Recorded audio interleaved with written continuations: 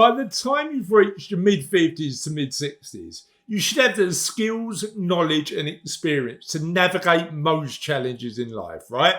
Maybe, but my experience tells me that those who successfully navigate the next chapter of their lives in the most robust way possible actually build a team, a bunch of people who can help them successfully navigate all of their challenges. That in combination with the skills, knowledge, wisdom and experience you've built, but also the skills, knowledge, experience and wisdom of other people allow you to navigate those challenges in the most robust way possible. So, who should be on that team?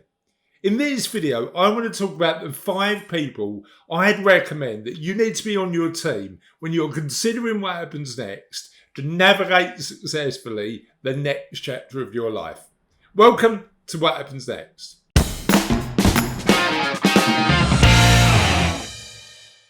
I'm revisiting one of my favourite quotes at the minute. It comes from an African proverb. If you want to go fast, go alone.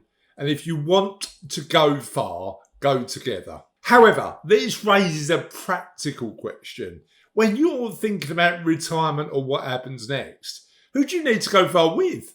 Who do you need on your team to make sure that you can successfully navigate the next chapter of your life in the most robust way possible?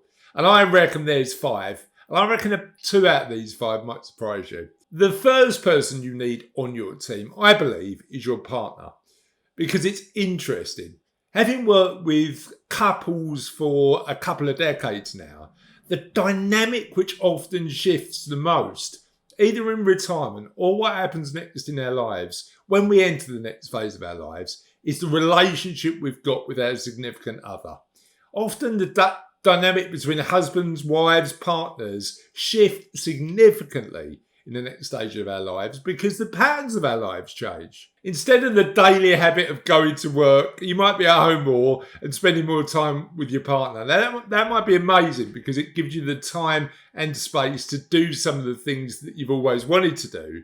But it can also be a little bit discombobulating. And I'm glad I got that word in this video. I remember one client telling me how he retired and he was fairly financially independent, had the money to do it, and how his wife told him that now he wasn't going to the office every day, he was in the way at home. The reason? Often changes in our environment aren't particularly comfortable when they initially happen for either party. So how do we get over the discombobulation, second time I mentioned that word, of this change in our lives in a way that works? I think there's 2 parts to this. Part 1 is to make sure you openly communicate prior to any change being made. Open conversations about the upcoming change allow you to do one thing: plan. Don't just plan for retirement alone, plan for retirement and the impacts of it for you and your partner. Now, some of these conversations can be brilliantly inspiring because they'll be about the things that you've always wanted to do together. But tackle the elephant in the room. How is the dynamic going to change if you're working less in your business because you've sold it or in your main career? And what impact is that going to have on the dynamic of the relationship? The question that I typically start with is, what does life look like for us as a couple in the next chapter of our lives? I've seen it plenty. Often retirement is seen as a solo sport, but the reality is it's a team game. As a minimum, the team that has an impact on are you and your partner. Therefore, considering your partner as a teammate on this journey, somebody you need to take with you, as opposed to an afterthought after you've made the decision to retire, is the approach I'd recommend you take. The second people I think you need on your team is your useless friends. Now, I don't mean useless friends as a prerogative term. It's actually a term coined by the brilliant Arthur C. Brooks, who's an American author, professor, and currently teaching a course on leadership and happiness at Harvard University. You see, useless friends are the opposite of functional and useful friends. Friends who help you in your work life or career. Often I see people finish their main careers or sell their businesses and find themselves losing touch with their useful friends. Now, your useful friends might be brilliant people and you might continue to have brilliant relationships with them. But if they've been useful in your working life, be aware that the dynamic might change when your working life changes. That's where having a team of useless friends might come in handy. Because even though they might be successful, inspiring and interesting in their own right, often my clients have got people like them as friends. The idea of having useless friends is that they're not dependent on you as part of your old working dynamic.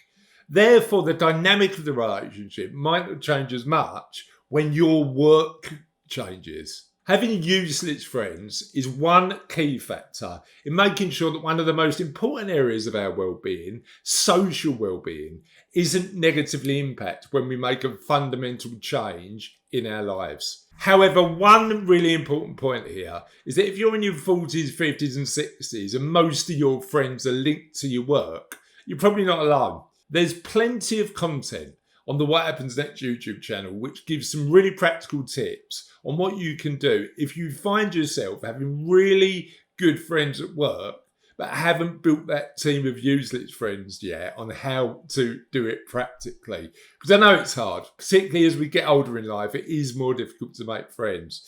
But the negative impacts of loneliness are definitely to be avoided in the next chapter of our lives. However, here's the most important point.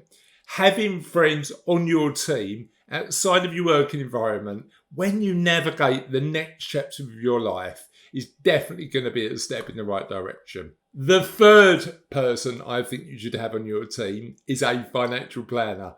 Now, let me just say this and put that out there. I am a chartered financial planner. I've done that job for 20 years. So this point might be a bit biased. Because I'm biased, because I know how much my clients get from having a relationship with a financial planner to give them financial clarity so they can live their lives with the money they've got. I know I'm biased because my clients tell me that they have a degree of psychological security and safety, knowing that we're working together on their financial future and their financial plan. And I know I'm biased because I like to think my work with clients has a significant value and does good in the world. However, the evidence is also clear.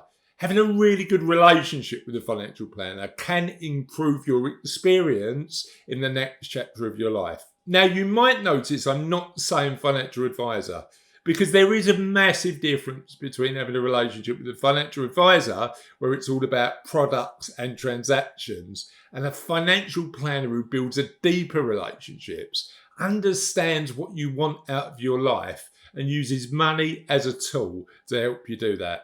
I'm fortunate that a lot of the relationships that I've got with my clients are really long term because it's really important to me to have that deep relationship of trust. And even though as a chartered financial planner, my technical ability is pretty good, the bit that I love is helping ask intelligent questions, build relationships of trust, and make sure my clients live the life that they want to live with the money they've got. It's interesting. Often I think that one of the things we do as financial planners is slowly nudge people in the right direction and remind people what they've told us is important in their lives. And I hope that I play an important part in that in my clients' lives. However, as I said, on this particular point, I am 100% biased and you may decide that working with a financial planner isn't for you.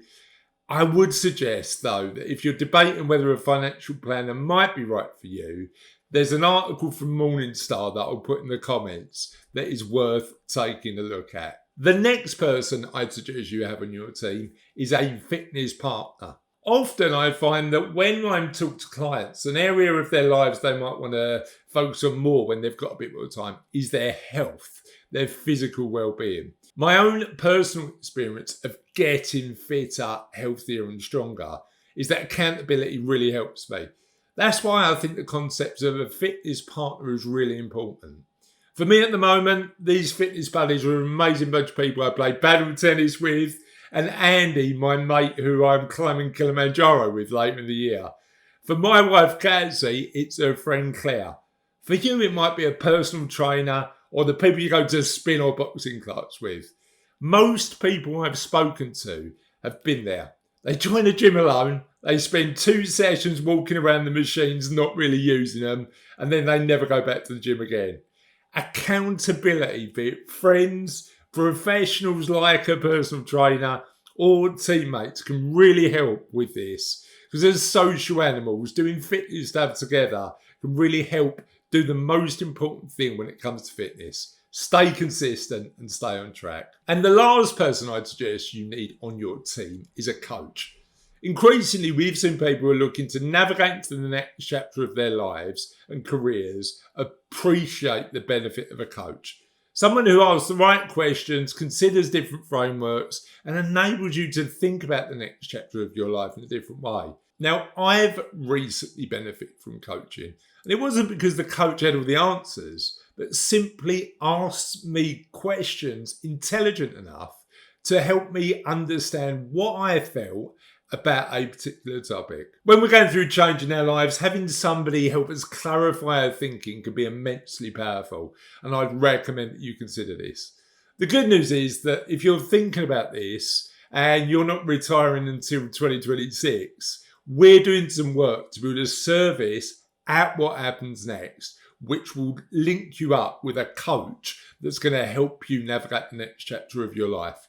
For more information on this service and to join the waiting list, use this QR code if you're watching and you've got your phone in hand. Alternatively, in the comments, you will see a link. You can join the waiting list, and when we've got a bit more information on how a coach that we recommend can help you, we'll be in touch. Now, I mentioned earlier the importance of maintaining and building your social well-being in the next chapter of your lives. And there's a video all about that particular subject and why loneliness and social isolation is the worst thing that can happen in the next chapter of your lives here. And if you don't want to work with a financial planner like me, this video helps you in a 3-step process get to the point where you understand what financial independence means to you. Hopefully that's useful. Have a lovely day, and we'll see you on the channel soon.